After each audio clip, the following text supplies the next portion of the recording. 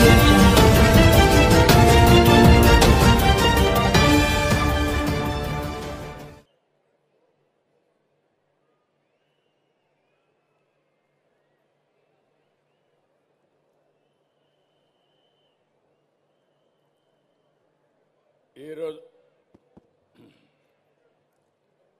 ఈరోజు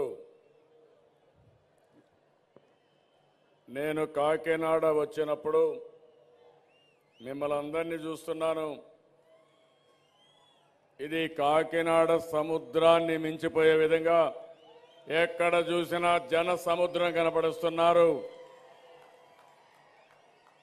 నేను చాలాసార్లు మీటింగ్ పెట్టాను కానీ ఈ మీటింగ్లో మిమ్మల్ని చూస్తూ ఉంటే నేను ఎప్పుడూ చూడనటువంటి స్ఫూర్తి పట్టుదల మీలో కనపడుస్తూ ఉంది. అవునా కాదా అని మిమ్మల్ని అడుగుతున్నా. అవునంటే గట్టిగా చెప్పాలి.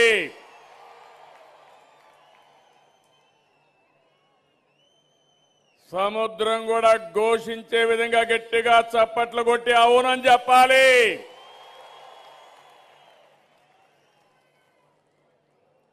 ఇది ఒక పౌరుష సభ. నమ్మక ద్రోహం చేశారు కాబట్టి నమ్మక ద్రోహం చేసిన వ్యక్తులకు బుద్ధి చెప్పే సభ. అవునా కాదా? సిద్ధంగా ఉన్నారా లేదా? మనం చేసే ధర్మ పోరాటం అవునా కాదా? ధర్మ పోరాటం అయితే గట్టిగా చేతులు ఎత్తి మీ రెండు చేతులు చూపించండి.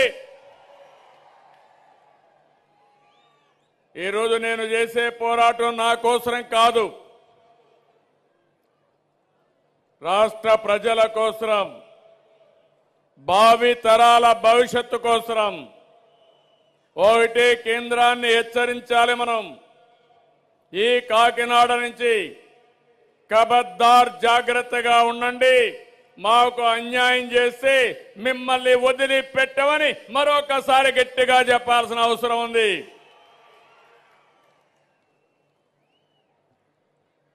కాకినాడలో మీరు చూస్తే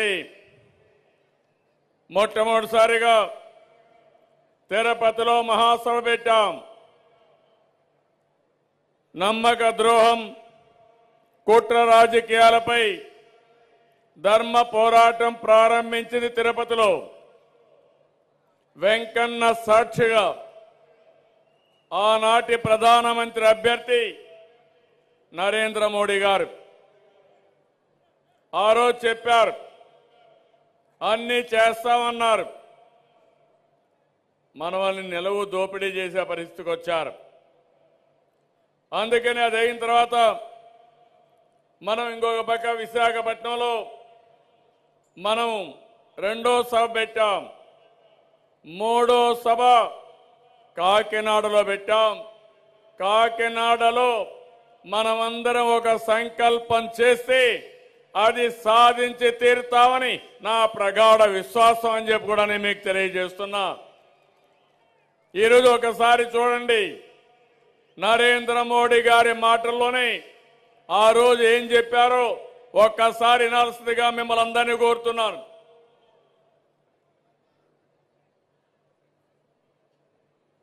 వాయిస్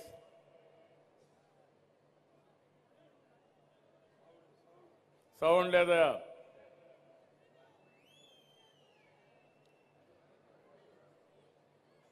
सरकार बनाने का कार्यक्रम मत सोचिए, इसे सिर्फ मुख्यमंत्री बनाने की चुनाव मत सोचिए।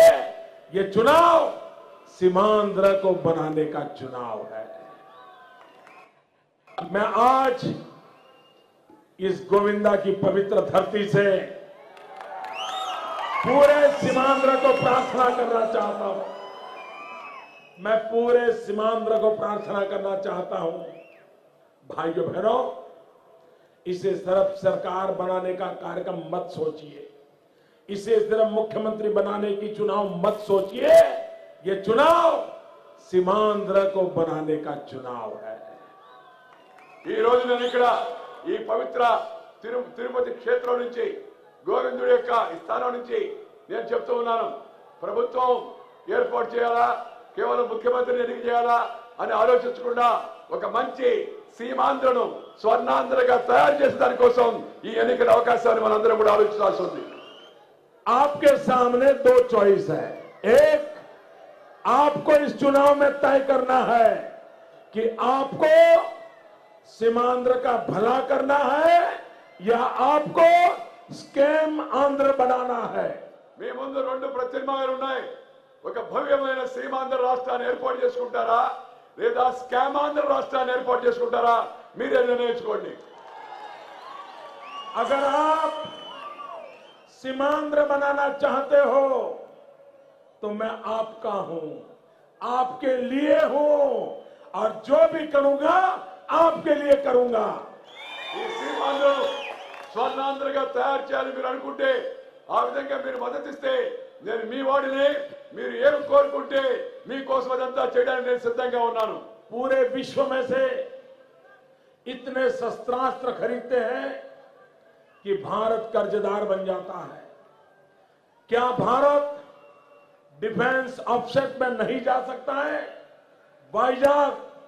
वाइजाग में इतनी ताकत है कि हम सामुद्रिक युद्धास्त्र बनाने के लिए बहुत बड़ा पोटेंशियल वाइजाग में पड़ा है.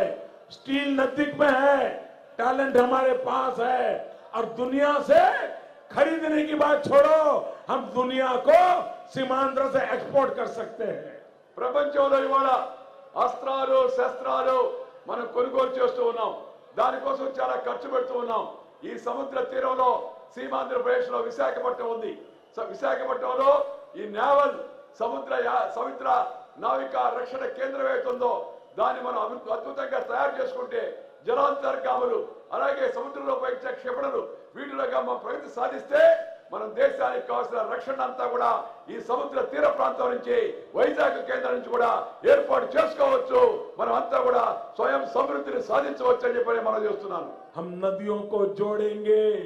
जहां बाढ़ आती है वो पानी सूखे प्रदेश में ले जाएंगे. वहां का किसान भी सुखी होगा, सीमांध्र का किसान भी सुखी होगा. మిత్రులారా, శ్రీ అటల్ బిహారీ వాజ్పేయి గారు స్వర్గీయ మన ప్రియతమ నాయకుడు. ఆయన కళ, ఆయన స్వప్నం నదులను అనుసంధానం చేయాలా, గంగా కావేరి నదులను కలపాలని చెప్పిన యోజన ఆయన ప్రారంభించాడు. అటల్ బిహారీ వాజ్పేయి యొక్క ఆ కళను సాకారం చేసేట్టుగా నదుల అనుసంధాన కార్యక్రమాన్ని ప్రాధాన్యతతో చేపడతాము.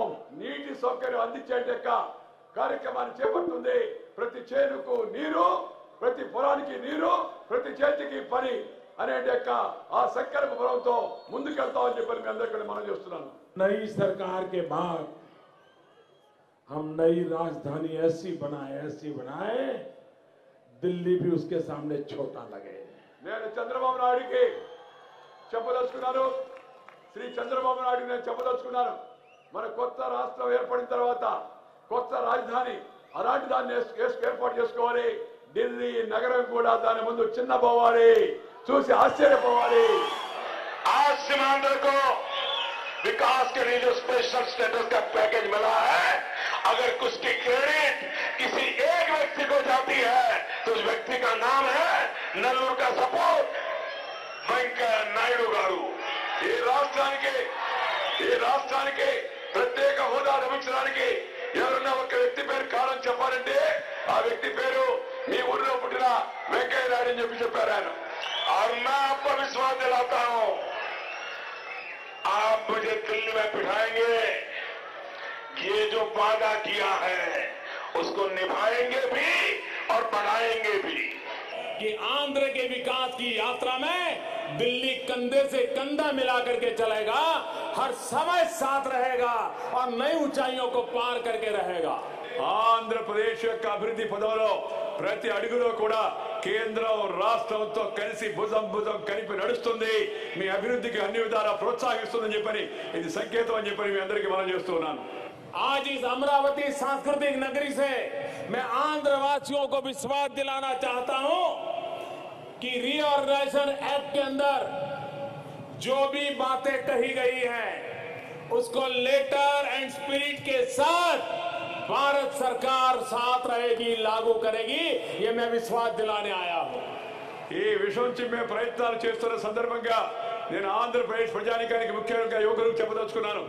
రాష్ట్ర విభజన చట్టంలో పేర్కొన్న ప్రతి ఒక్క అంశాన్ని కూడా అక్షర సహా తూచా తప్పకుండా 100% దాన్ని అమలు చేసి చూపిస్తామని చెప్పని ఈ అమరావతి నగరం యొక్క సాక్షిగా నేను మీ అందరికీ కూడా హామీ ఇస్తున్నాను. आप विश्वास रखिए, चंद्रबाबू और नरेंद्र मोदी की जोड़ी जो बातें तय हुई है उसको साकार करके रहेगी, समय सीमा में साकार करके रहेगी और आंध्र के सपनों को पूरा करके रहेगी. కేంద్ర ప్రభుత్వం నరేంద్ర మోడీ ప్రభుత్వం, రాష్ట్రంలోని చంద్రబాబు నాయుడు ప్రభుత్వం, మోడీ యొక్క బాబు యొక్క జోడి ఏవైతే మీ యొక్క అభివృద్ధి పదంలో మీ కన్నున్నాయో వాటన్నిటిని కూడా శాతం సాకారం చేసి చూపిస్తామో, అవన్నీ కూడా నెరవేరుస్తామని చెప్పని మీ అందరికీ కూడా ఈ సందర్భంగా నేను హామీ ఇస్తూ ఉన్నాను. అందరూ విన్నారు కదా? విన్నారా లేదా? మీరంతా విన్నాము అంటే అర్థమైందని చేలిపైకి చూపేయండి. ఇది నమ్మక ద్రోహం అవునా కాదా అని మిమ్మల్ని అడుగుతున్నా. గట్టిగా చెప్పాలి. ఇప్పుడు మన ముందుండే ప్రత్యామ్నాయాలు ఏమంటే అడుగుతున్నా. పోరాటమే శరణ్యం అవునా కాదా? ఇది ధర్మ పోరాటం అవునా కాదా? మీ అందరికీ బాధ్యత ఉందా లేదా? బాధ్యత ఉందంటే చేలు ఉక్కు పిడికిలు తీసుకొని పోరాడతామని చెప్పాలి. మా ఆడబిడ్డలు కూడా ఇది నా కోసరం, కొంతమంది కోసరం కాదు, ఈ రాష్ట్రం కోసరం, వంచబడ్డ తెలుగు జాతి కోసరం, భావి తరాల కోసరం పిడికిలి బిగించి పోరాడతాం. అంతిమ విజయం మాదేనని ఈ కాకినాడ సభలో నినదించాల్సిన అవసరం ఉంది. ఎంత మోసం తమ్ముళ్ళు, ఎంత మోసం ఆడబిడ్డలో మీరు ఒక్కసారి ఆలోచించండి. ఒక నాలుకుంటే ఒక మాట చెప్తాం, దాన్ని నిలబెట్టుకోవడానికి ప్రయత్నం చేస్తాం.